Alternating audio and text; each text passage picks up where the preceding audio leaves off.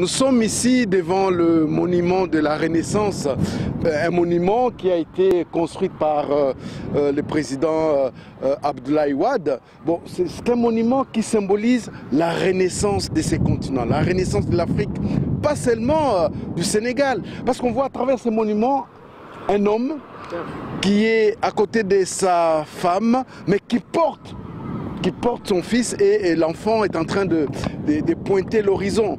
Hein. Donc l'Afrique a l'avenir, l'Afrique a des atouts. Il faudrait simplement que les autorités africaines comprennent que l'Afrique ne peut se construire qu'avec ses ressources, mais surtout avec des Africains. Hein.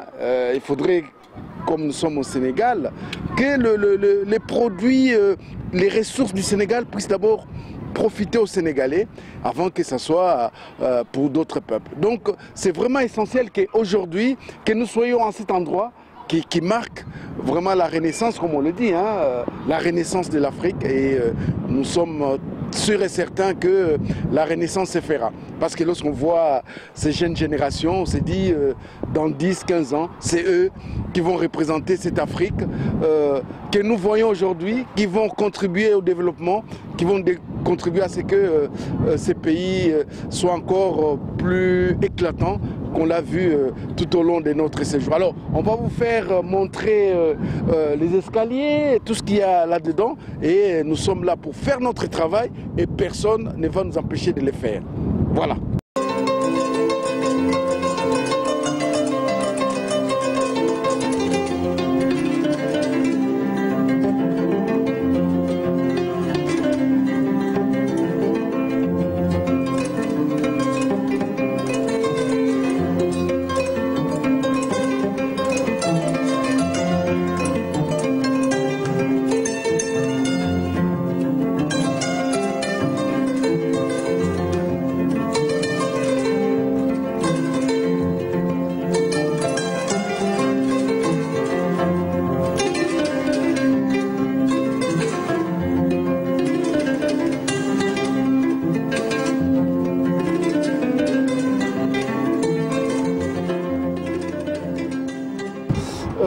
Je voulais simplement lire ce message qu'on voit gravé ici au pied du monument de la Renaissance. C'est écrit « Message à la jeunesse, jeunes d'Afrique et de la diaspora. Si un jour tes pas te portent au pied de ces monuments, pense à tous ceux qui ont sacrifié leur liberté ou leur vie pour la renaissance de l'Afrique. » Et c'est signé le président Abdoulaye Wade. C'est très fort comme message et je pense que nous qui avons fait l'effort, parce qu'il y a, je sais pas, 1000 escaliers à monter, nous qui avons monté ces escaliers, que nous sommes ici, je crois que nous ne pouvons que témoigner de la grandeur. Non seulement d'Abdoulaye Wade qui a choisi ces textes, mais aussi de ces peuples sénégalais qu'on est en train de découvrir. Un peuple pacifique, un peuple non violent. Il faut dire aussi que le Sénégal n'a jamais connu la guerre. Et quand on voit depuis Léopold Sédar Senghor, Abdou Diouf, Wade et même Macky Sall aujourd'hui, on peut se dire que l'aura du Sénégal dépasse la frontière de ces pays de Teranga, comme on dit, et que lorsqu'on parle du Sénégal, on voit les grands hommes, hein, on voit la culture, on voit l'hospitalité, mais ici on voit la grandeur de ces continents qui ne parlent, enfin la grandeur du continent, de ces pays qui ne parlent pas seulement à son nom, mais qui attirent l'attention de la jeunesse africaine pour qu'elle comprenne que c'est elle qui doit prendre les destins de ces continents entre ses mains pour faire en sorte que l'Afrique ne soit pas un continent submergé, mais plutôt un continent, je pourrais dire, émergent. Et c'est ce que nous souhaitons pour l'Afrique qui vient, l'Afrique qui se projette.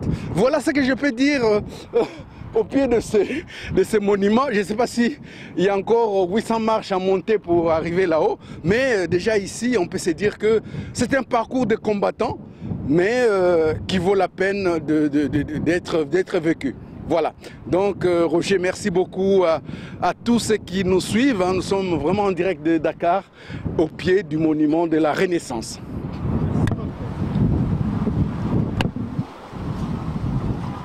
Maintenant, a un sacré panorama. Là, on est bien.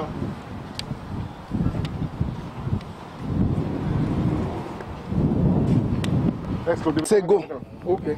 Le second message du président Abdoulaye Wade qui a été écrit en avril 2010, ici lors de l'inauguration de ces monuments de la Renaissance, est celui-ci: visiteurs africains ou étrangers, si un jour tes pas te portent au pied de ces monuments, pense à tous les sacrifices qui ont arraché l'Afrique à l'obscurité pluriséculaire pour la propulser dans la lumière de la liberté. Maître Abdoulaye Wade, avril 2010. Je voulais dire une chose, c'est que nous sommes quand même au Sénégal, mais c'est aussi au Sénégal, pas loin d'ici, en face de moi, qu'on a l'île de Gorée, où nos ancêtres sont partis sans retour. C'était un chemin de non-retour. Alors, lorsque le président Abdoulaye Wade donne ces messages qui va rester pour l'éternité, c'est que je pense, j'étais pas là, mais je pense qu'il y a en lui tout ce que l'Afrique a vécu. L'Afrique a vécu l'esclavage, l'Afrique a vécu la colonisation, l'Afrique a vécu le néocolonialisme, et l'Afrique est en train aussi de vivre, sans oublier les coups d'État, la dictature totalitaire, etc., etc. Mais le Sénégal, à part, je pourrais dire, la colonisation et l'esclavage, le Sénégal a quand même été épargné des coups d'État, mais aussi de la dictature. Parce que nous sommes dans un pays, le Sénégal, qui est quand même une démocratie au niveau de l'Afrique. Il faut le dire et insister là-dessus. C'est-à-dire que, vous voyez que nous parlons librement ici. C'est pas derrière les barreaux qu'on nous a mis parce qu'on essaie de faire notre travail. Mais le Sénégal, c'est un exemple. Il faudrait que les autres Africains s'en inspirent. Il faudrait que la jeunesse africaine fasse un effort de venir, lorsque il y a cette opportunité de venir au Sénégal, de pouvoir venir en ces lieux, s'y inspirer pour la renaissance de notre continent.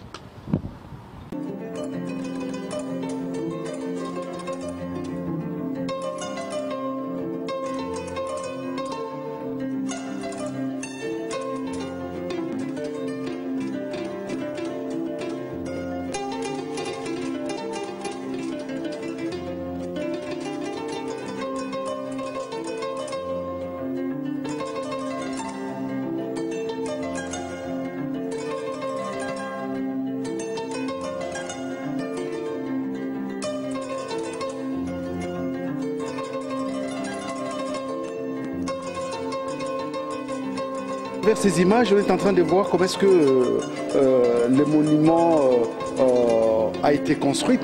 Je crois que notre confrère Roger Bongos braque la caméra là-dessus. Donc ça devait être des grands ateliers. Voilà un peu, vous voyez l'intérieur de ce monument de la Renaissance. Il y a des grandes salles, on peut y faire des conférences, je crois. C'est grand. Je crois que c'est le plus grand monument à travers le monde, 52 mètres. Donc, c'est pas... Ah, voilà, on voit le président Abdoulaye Wade qui suivait les travaux. Donc, c'est vraiment important parce que là, on est en train de voir les étapes de la réalisation. Mais il fallait déjà les concevoir, il fallait penser à ces projets. Et ces monuments est fabuleux. Voilà.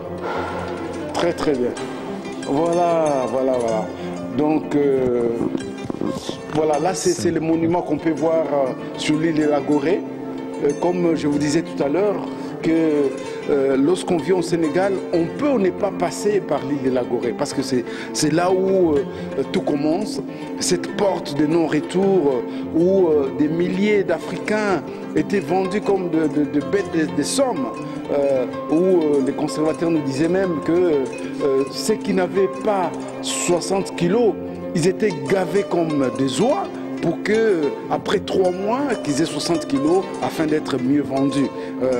Et les femmes, c'est par les seins qu'on voyait si elles étaient bonnes ou pas. Donc les filles vierges étaient préférées par rapport à celles qui avaient déjà enfanté, simplement parce qu'elles coûtaient beaucoup plus cher que les autres. Donc il y a eu des choses assez abominables qui se sont passées ici au Sénégal et de voir ces monuments de la Renaissance, c'est vraiment une bonne chose, même si certains néocolonialistes n'ont pas apprécié que Maître Abdoulaye Wade mette en exergue ces grands monuments. Mais nous qui sommes là, nous apprécions ce travail qui a été fait, qui n'est pas seulement pour les Sénégal, je crois c'est pour tous les Africains et ça symbolise la renaissance de l'Afrique entière. Oui. Alors pourquoi on ne sent pas la vie autour de ces grands monuments de la Renaissance africaine? Alors je vous dirais que c'est un monument qui a vu le jour au lendemain de l'inspiration de son Excellence Maître Abdoulaye Wade. Ils ont construit ce monument sur 8 ans, de 2002 jusqu'en 2010. Alors tout au début, la population était réticente à la construction de ce monument. Donc on sent cet effet qui est là présent. Mais c'est une population qui se rend compte, qui commence à être conscient de l'utilité, surtout du caractère didactique de ce monument. Donc c'est une émergence qui est là, mais lente. C'est une émergence lente. Donc c'est au fur et à mesure que les gens comprendront. Donc c'est pas quelque chose qui est là tout de suite maintenant qu'on peut sentir cet effet. C'est des gens qui viennent de partout, des 4 coins du monde, qui sont là impressionnés par ce monument qui est là comme une œuvre majeure. Donc, ici, l'effet des visites dépend. Donc, on ne peut pas avoir un effet qui peut être là, un effet fixé une fois pour toutes, c'est un effet qui est là, qui varie. Et on n'a pas même de chiffres exacts, ça dépend, ça varie. C'est parce qu'on a l'impression qu'il y a eu quand même beaucoup de néocolonialistes qui n'ont pas voulu que Maître Abdoulaye Wade mette en place ces monuments parce que c'est les plus grands monuments au monde, et ça il faut le dire. Oui. Est-ce que ça aussi vous l'avez vécu au niveau du Sénégal? Oui, c'est bien normal. On n'a pas la culture des musées, des monuments, c'est quelque chose que nous n'avons pas dans notre culture, il faut le dire. Nous, ce que nous savions, c'est notre culture à l'état traditionnel. Donc là, c'est un peu modernisé avec des écrits à l'appui des cartes et fresques.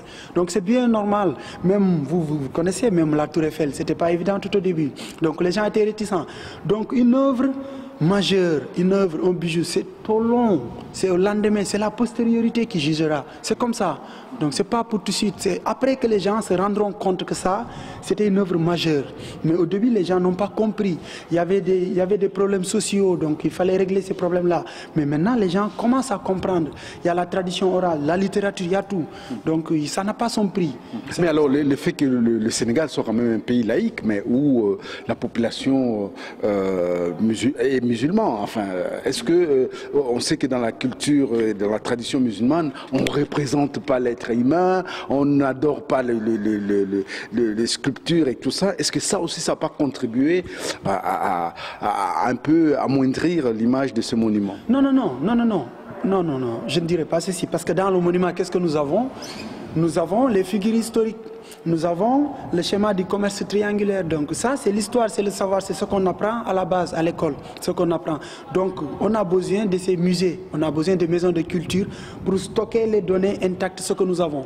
Donc maintenant, il n'y a plus la tradition orale, ça disparaît. Si on n'a pas ça, donc on est voué à l'échec. Vous l'avez dit tout à l'heure. On va vers ce gouffre de gouffre qui va submerger l'Afrique. Donc il faut que l'Afrique lui-même, il faut que l'Afrique elle-même, qu'elle soit redéployée sur elle pour qu'elle puisse jaillir.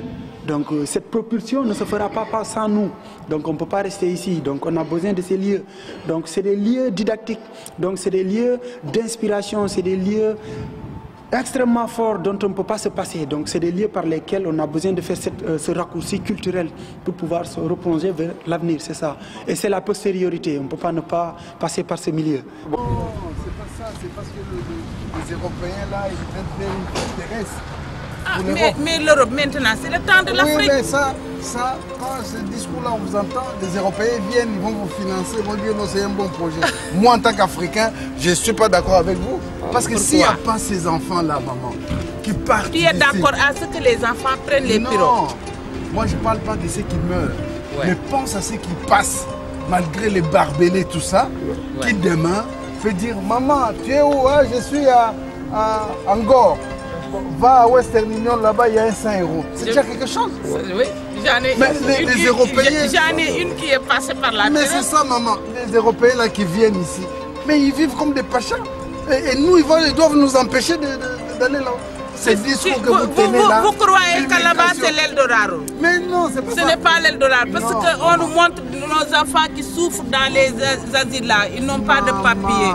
Moi, je ne suis pas d'accord avec vous. Maman, je ne suis pas d'accord avec moi. Non, non, non, non. Où est-ce que vous allez à Gorée? Où est-ce que vous allez à Gorée? Ouais. Vous voyez cette porte-là de non-retour. Cette porte où il y a eu l'esclavage féroce. L'esclavage féroce. Oui. Où pendant 300 ans. La colonisation, c'est fini. On a tourné cette page. Donc, ce que nos enfants font là, c'est presque la même chose que la colonisation. Maintenant, c'est le temps de l'Afrique. L'avenir de l'Afrique est entre nos mains. Il faut rester ici, développer le pays. C'est ça que je suis d'accord. Mais pas prendre les pirogues pour mourir dans les mers. Non, non, non, non. On ne sera jamais d'accord. C'est un discours des esclavagistes qui ne veulent pas que l'Afrique se développe, qui pensent que ceux qui vont... Non. Mais pourquoi un blanc peut lui venir ici, c'est Pavane? J'ai vu beaucoup de blancs là qui prenaient même, qui s'amourachaient des petites filles. Non, maman, écoute, avec des petites filles, sur la plage là-bas, j'ai vu des hommes de 70 ans avec des minettes. Ça, c'est de la pédophilie. Voilà. Mais comment vous ne voulez pas que les Africains, eux, se sentent aussi libres, aussi chez eux, partout dans le monde? C'est cette façon-là qu'on se sent libre, en mourant dans les pirogues pour aller en Europe. Maman, il y a deux... On va aller conquérir l'Europe. Il y a deux choses. Il y a deux choses. Ah, pourquoi pas? Ils ont conquis l'Afrique, pourquoi pas nous? Mais moi, je suis fière de l'Afrique actuellement. Parce Maman, l'Afrique là, nous qui sommes à l'extérieur là, nous défendons, nous aimons aussi l'Afrique et vous. Nous défendons l'Afrique. Il faut défendre l'Afrique. Nous défendons l'Afrique. Et nous aimons cette Afrique. Regardez, on est venu de Paris pour venir voir ces monuments de la Renaissance. Que les Européens n'ont pas voulu que Ouad construise ça. Ah oui. Mais c'est un monument pour nous. Quand vous voyez ces monuments, avec cet enfant qui pointe les doigts à l'horizon, vous dites non, ça c'est vraiment la Renaissance de l'Afrique. Ah oui. C'est l'avenir. L'Afrique vient de surgir parce que l'Afrique est le randonnée du recevoir et du donner. Ça, c'est du symbolisme. Mais maman, ces discours-là, les Blancs vont... tu vas maintenant... Vous voulez que je laisse les enfants mourir dans les pirogues? Mais non, c'est pas ça. Pourquoi on nous prive de visa? Parce qu'on nous a privés de visa, parce que c'est pourquoi nos enfants passent par la mer. Est-ce que c'est normal qu'on fête la francophonie ici à Dakar et que les Sénégalais n'aient pas droit au visa? On n'a pas droit au visa. Non mais c'est ça, nous on est venus dans un avion où on avait rapatrié un Sénégalais. C'est scandaleux. Non, maman, ce discours-là, oh non, que les enfants ne meurent pas. Laissez les enfants partir, un jour ils reviendront. C'est vrai, ils ne vont pas vous oublier. Visitez le monument de la Renaissance, sinon ce serait un gâchis. Il faut venir visiter cet endroit qui est un endroit vraiment pour nous Africains. Voilà. Voilà.